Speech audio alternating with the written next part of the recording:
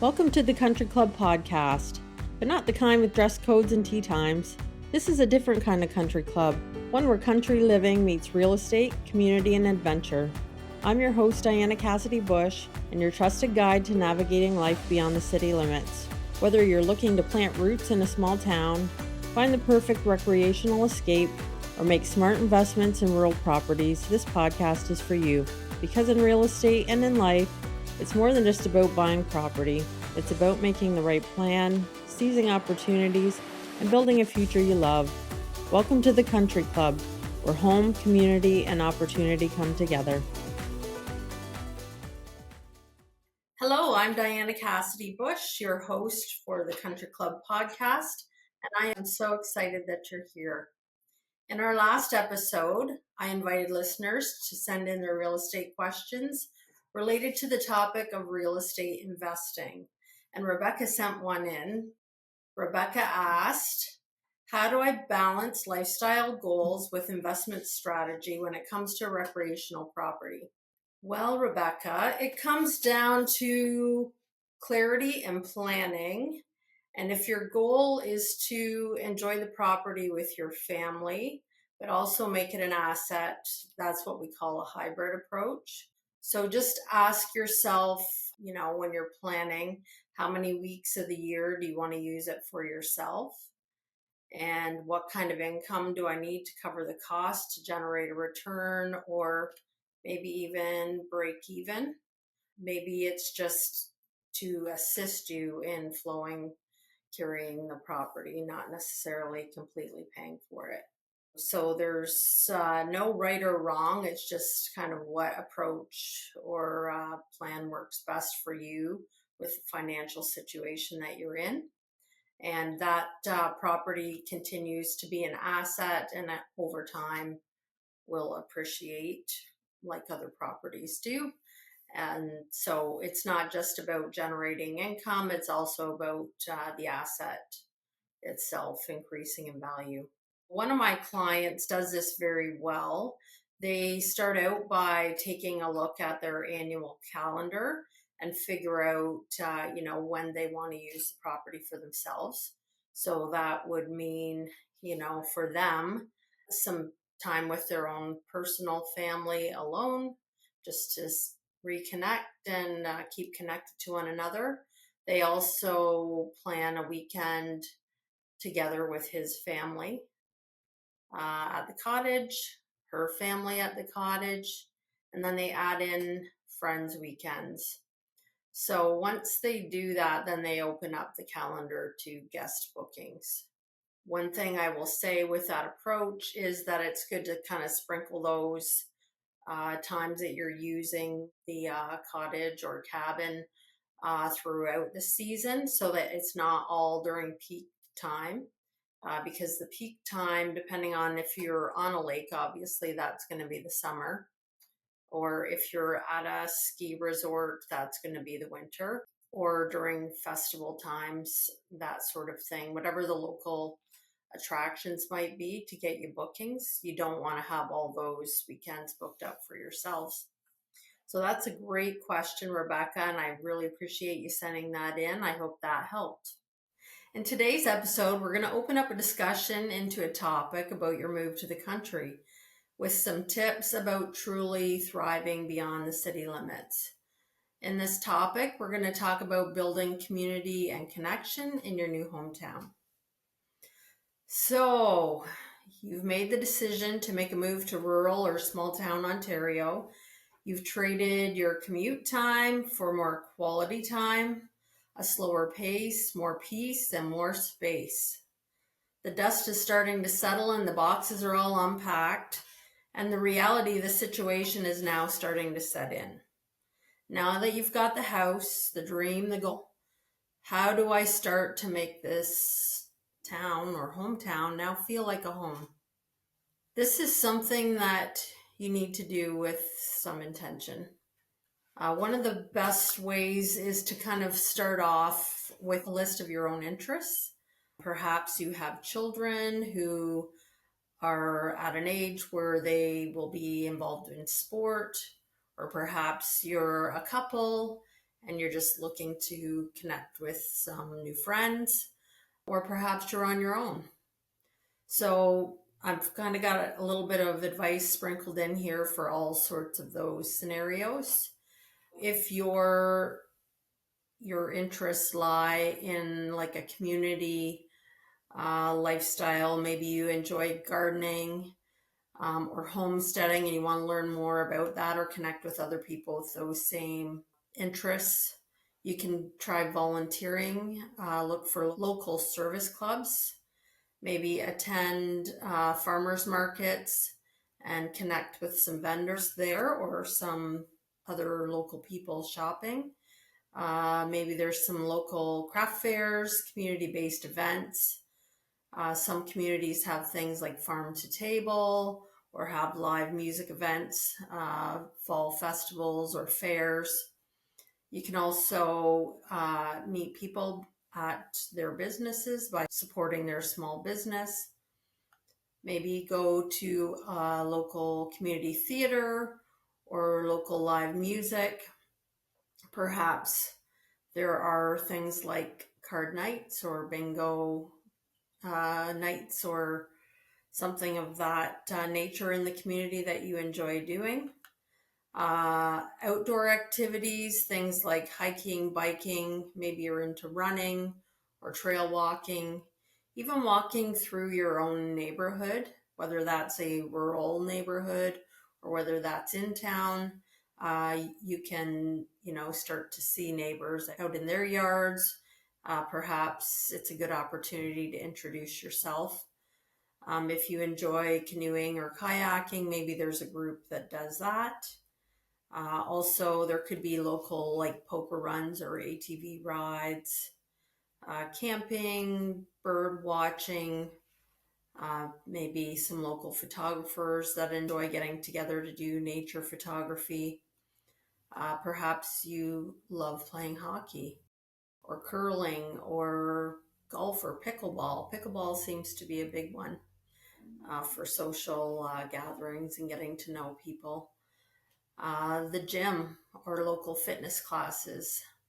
Perhaps you enjoy more cultural activities such as painting or quilting, woodworking, writing, maybe even a local book club. Perhaps you enjoy nature or animals, so maybe you want to learn more about raising chickens or small livestock. Maybe you want to learn about beekeeping. Perhaps you have a pet and maybe you go to the local dog park and that's where you meet other dog owners. And maybe, just by the dogs connecting, then you can start to create a connection with the other people with dogs in the same place.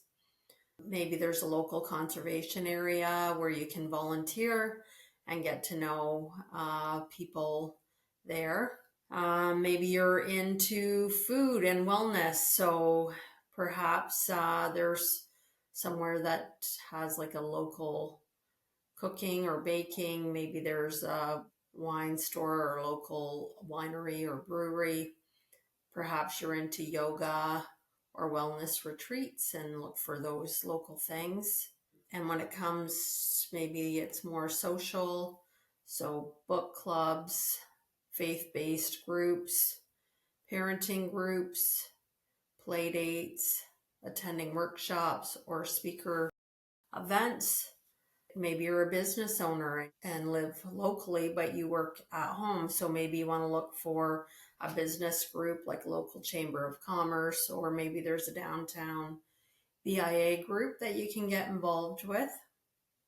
When it comes to sporting activities, there's hockey games on a regular basis that you can go to and start to recognize local people in the area.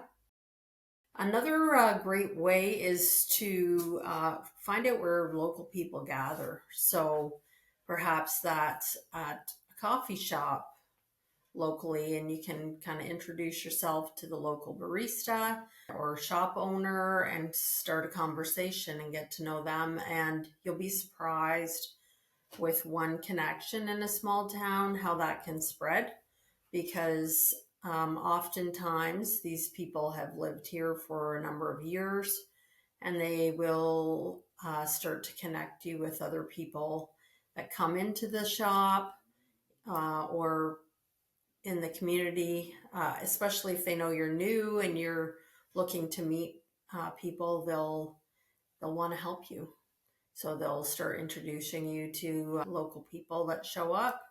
Another thing you can do is go to the local pubs, the local hardware store, grocery store, and again, make connections with the people that work there, and you'll be surprised how deep their roots run. Because a lot of times these people have lived in the community for years. They've raised their children alongside other people in the community, or went to school with those people and have known them their whole lives. Maybe they've worked with them in the past, all that sort of things. Like I say, you may find that a lot of people seem to be connected or related in a small town, things that you may not have noticed when you lived in a larger center. Some additional tips is to kind of show up and stay consistent. So keep putting yourself out there, whether that's going to the local farmers market, to a fair, to local fitness classes, maybe get involved with a local community group, like say a Lions or a Kiwanis. There's lots of great local volunteer groups that you can get involved with and help out. And just being a regular face out there helps people recognize you, remember you, strike up a conversation with you, and then all of a sudden you start to become part of their circle. You get invited to things, and that can go a long way. Something else you can do when you're meeting your neighbors or new friends is you create the social gathering. So maybe you want to host a dinner party, or even just get together for a cup of tea or a coffee, or host a cocktail hour or something like that. Lots of little ways to put yourself out there. Not easy to do, but one connection, like I say, can go a long way, and it just starts to evolve.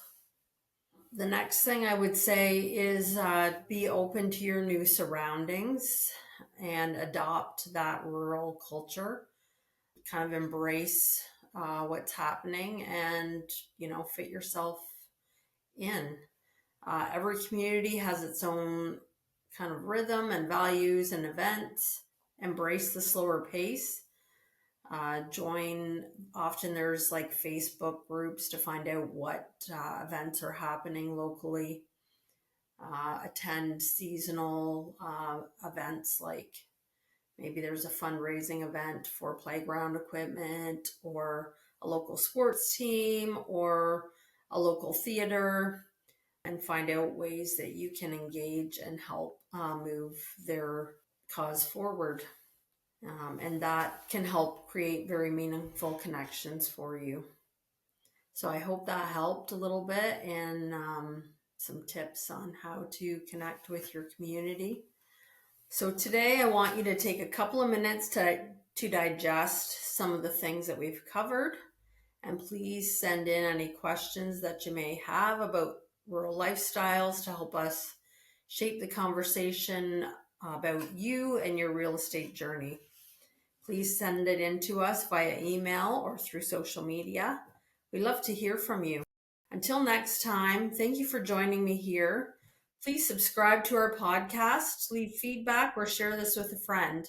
I can't wait to connect with you next time on our Country Club podcast. Thanks for joining me at the Country Club today. I hope our conversation has helped guide your journey. Whether you're looking to plant roots in a small town, find the perfect recreational escape, or invest in rural properties, every situation is unique, and I'm here if you need a trusted resource on your real estate journey. As always, consult with a qualified professional before making any investment decisions. I'm Diana Cassidy-Bush, and I'll see you next time with more conversations about thriving beyond the city limits. Click the follow button for the Country Club podcast with Diana Cassidy-Bush on your favorite podcast platform, and let's start building your future together.